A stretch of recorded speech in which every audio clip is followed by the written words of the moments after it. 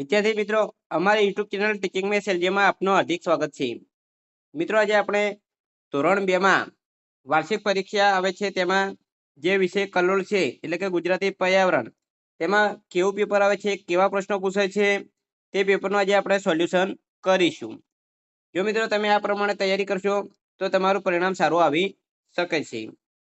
મિત્રો, તમે ચેનલમાં નવા હો, હજુ સુધી ચેનલને સબસ્ક્રાઇબ ના કરી હોય તો ચેનલને સબસ્ક્રાઇબ કરવા વિનંતી, જેથી તમને જે નવી નવી અપડેટો આવે છે તે અપડેટો મળતી રહે. હવે વધુ સમય લેતા આપણે પેપરનું સોલ્યુશન કરીશું. તેમાં પ્રશ્ન નંબર 1 આપેલો છે, ચિત્રો આધારિત જોડકા જોડો. અહીં ચિત્ર આપેલા છે અને સામે અહીં લખેલું છે, તો તમારે એના આધારે જોડકા જોડવાના છે. તેમાં અહીં પહેલું ચિત્ર આપેલું છે, તો એ જે બીજા નંબરનો સાથે જોડકું જોડીશું. ડોસાની દાઢી 1.5 ફૂટની છે. હવે બીજા નંબરનું જે ચિત્ર આપેલું છે, આ જે ચિત્ર આપેલું છે તો તેમાં આવશે ડોસાની ચોટલી 4 ફૂટની છે. 3 સાથે જોડીશું. હવે પહેલા નંબરમાં જે ચિત્ર આપેલું છે તો તે ગધેડાને પૂંછડે લાંબી લસ છે, તો એ 1 માં આપેલું છે એટલે 1 સાથે જોડીશું. આ રીતે વિદ્યાર્થી મિત્રો તમારે ચિત્ર જોઈ અને જવાબ લખવાના છે. મિત્રો, એ તમારે એક કાર્ડ આપેલું છે તે વાંચવાનું છે. વૃંદાવન સ્વીટ માર્ટ, અહીં નામ લખેલું છે કાજુ કતરી, મોતીચૂર, લાડુ, મોહનથાળ, જલેબી, પેંડા, માવો, બરફી, શ્રીખંડ. આ સાંભળીને બાળકો તમારા મોઢામાં પાણી આવી ગયું છે. ખાવાની બધી જ આઈટમો અહીં આવી ગઈ છે. પ્રસંગના ઓર્ડરમાં લેવામાં આવશે. સંપર્ક લખેલો છે રમેશભાઈ પરમાર અને મોબાઈલ નંબર લખેલો છે. તો આના આધારે તમારે જે પ્રશ્નો પૂછાય છે તેના જવાબ આપવાના છે. પહેલા 1, દુકાનનું નામ ખાલી જગ્યા, તો દુકાનનું નામ શું છે? તો જવાબ આવશે વૃંદાવન સ્વીટ માર્ટ. 2, દુકાનદારનું નામ, તો એ દુકાનદારનું નામ અહીં સંપર્કમાં આપેલું છે રમેશભાઈ પરમાર. 3, મોબાઈલ નંબર, તો મિત્રો અહીં મોબાઈલ નંબર નીચે આપેલો છે તે તમારે લખવાનો છે. તો આ રીતે અહીં કાર્ડમાં જોઈ અને પ્રશ્નનો જવાબ આપવાના છે. બીજા 2 પ્રશ્નો છે. બોર્ડમાં શાનું ચિત્ર છે? તો એ બોર્ડમાં ચિત્ર આપેલું છે કેક, જલેબી, પાઉં. અને 5, શું મળશે? તો આપણે અગાઉ કાર્ડમાં જોઈ લીધું કે કાજુ કતરી, મોતીચૂર, લાડુ વગેરે મીઠાઈઓ મળશે. આ રીતે તમારે કોઈ પણ એક કાર્ડ આપેલું છે તેના આધારે પ્રશ્નનો જવાબ આપવાના છે. પ્રશ્ન નંબર 2, નીચે આપેલા પ્રશ્નોના ઉત્તર લખો. તેમાં 1, મુરબ્બો ખાવા કેટલા ઉંદર ચાલ્યા? તમે મિત્રો પાઠ વાંચ્યો જશે એટલે તમને ખ્યાલ હશે કે મુરબ્બો ખાવા 4 ઉંદર ચાલ્યા.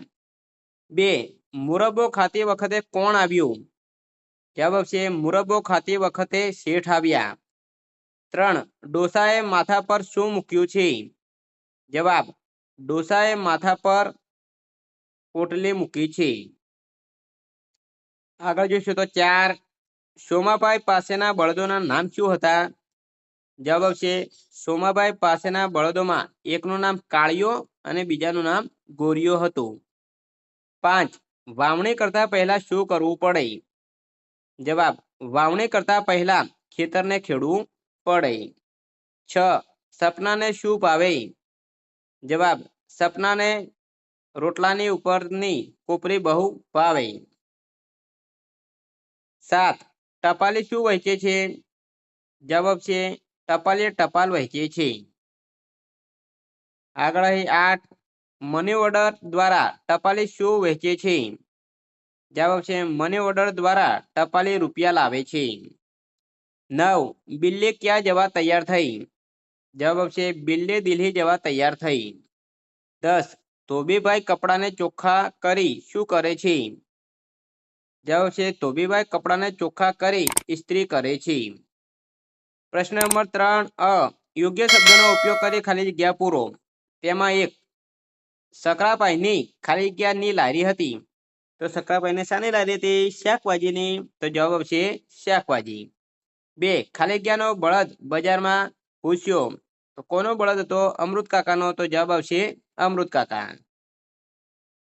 આગળ 3, બિલ્લીએ ગાડી વડે ખાલી જગ્યાને જોડ્યો. તો જવાબ આવશે દેડકા. 4, ખાલી જગ્યાને બહુ ગુસ્સો આવ્યો. તો જવાબ આવશે ભીમ. 5, ભીમ પછી ખાલી જગ્યા પર દાવ આવ્યો. તો જવાબ આવશે દુર્યોધન. બ, નીચેના સાચા વિધાનો સામે ખરાની અને ખોટા વિધાનો સામે ચોકડીની નિશાની કરો. તો પહેલા 1, હર્ષદભાઈ ફૂંકા લઈ બજાર વચ્ચે હતા. આ વિધાન ખોટું છે. 2. પાર્થેશભાઈ સાયકલ પર દૂધના કેન લઈને જતા હતા. આ વિધાન ખોટું છે. 3. કાળિયો બળદ ખોવાયો હતો.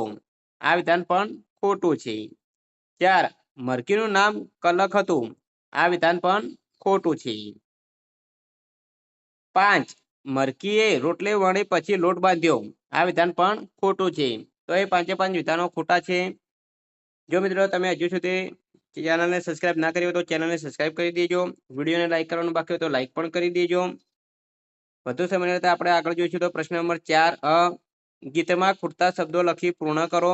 તેમાં 1 ફૂલડે ખાલી ગયા ઉડે ખાલી ગયા. તો પહેલી ખાલી ગયામાં આવશે ફૂલડે ફૂલડે. બીજામાં આવશે પતંગિયા. હું તો એને ખાલી ગયા જાવું જાવું.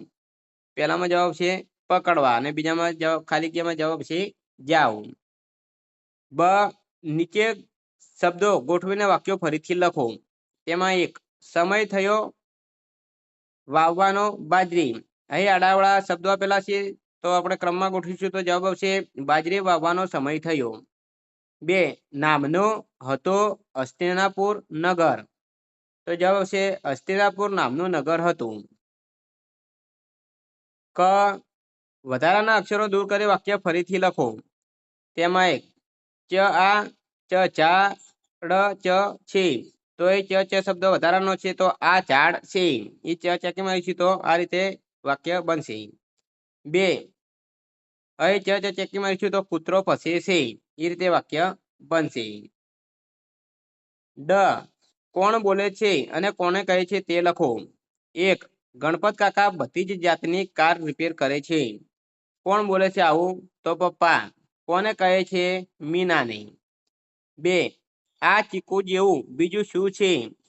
કોણ બોલે છે તો ઈના. કોને કહે છે તો ફારૂક ચાચાને.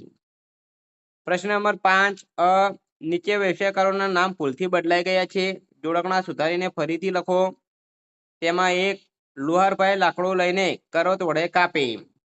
તો એ લુહારભાઈની જગ્યાએ આવશે સુથારભાઈ. સુથારભાઈ લાકડું લઈને કરોત વડે કાપે. 2 સુથારની લાકડીએ કેવો ચાકડો ફરતો જાય. તો એ સુથારની જગ્યાએ આવશે કુંભાર. કુંભારની લાકડીએ કેવો ચાકડો ફરતો જાય. આગળ બ અલગ હોય તેની ફરતે ગુણ કરવાનું છે. તેમાં 1 ગાડી ડ્રાઈવર પાના અને ઇસ્ત્રી. તો ઇસ્ત્રી અલગ પડે છે એના ઉપર ગુણ કરીશું. 2 ગેરેજવાલા બકાલો લુહાર કડિયો. તો એ બકાલો શબ્દ અલગ પડે છે એની સાથે ગુણ કરીશું. ક નમૂના પ્રમાણે લખો. નમૂનો આપેલો છે ભીમ ખાલી ગયા ગદા. તો આવશે ની ભીમની ગદા. તેવી જ રીતે 1 અર્જુન ખાલી ગયા બાણ. તો આવશે અર્જુન નું. તો અહીં નું આવશે. 2 વડ ખાલી ગયા ટેટા. તો ના આવશે વડના ટેટા. 3 દાદા ખાલી ગયા લાકડી. તો આવશે ની દાદાની લાકડી. 4 પેન્સિલ ખાલી ગયા અણી. તો ખાલી ગયા ની અહીં આવશે ની. આગળ ડ જોઈને લખો. 1 તર્પણમાં તાપ તપે છે. તો જો જે પ્રમાણે આપ્યું છે એ પ્રમાણે લખવાનું છે. તર્પણમાં તાપ તપે છે. 2 શિયાળ કરતા જીરાફ ઊંચું છે. તો શિયાળ કરતા જીરાફ ઊંચું છે. તો બાળ મિત્રો આજે ધોરણ 2 માં જે પેપર લેવાય છે તે મોડલ પેપરનું આજે આપણે સોલ્યુશન કર્યું છે. જો તમે આ પ્રમાણે તૈયારી કરશો તો તમારું રિઝલ્ટ પરિણામ સારું આવી શકે છે. મિત્રો વિડીયો સારો લાગ્યો હોય તો લાઈક કરજો, શેર કરજો અને સબસ્ક્રાઈબ કરજો. Thank you. જય હિન્દ, જય ભારત.